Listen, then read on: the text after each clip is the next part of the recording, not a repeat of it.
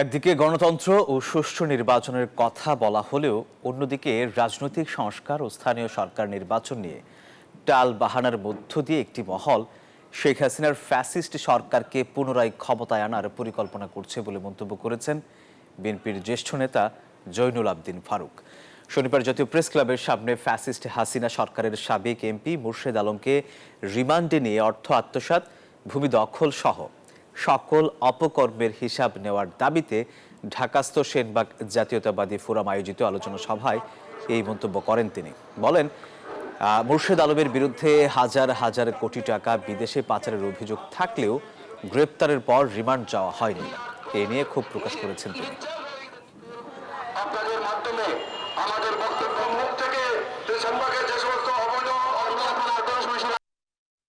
যারা একদিকে গণতন্ত্রের কথা বলে, একদিকে সুষ্ঠু নির্বাচনের কথা বলে, আরেকদিকে মনে মনে বলে থাকে কিসের নির্বাচন, আগে সংস্কার, আগে গণভোট, আগে স্থানীয় সরকারের নির্বাচন, এসব তালবানা করে হাসিনার ফ্যাসিস্টদেরকে আবার ক্ষমতায় রাখার যে অবস্থা সৃষ্টি হচ্ছে তার এই ইঙ্গিত বহন করছে জনগণ বলা শুরু করেছে।